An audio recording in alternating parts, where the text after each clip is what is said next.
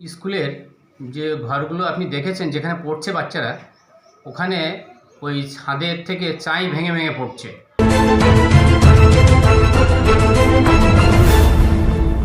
এবং সেই চাইগুলো অনেক দিন ধরে পড়ছে, যার জন্যে বাচ্চারা ওখানে ছাতা মাথা দিয়ে পড়তে আসছে।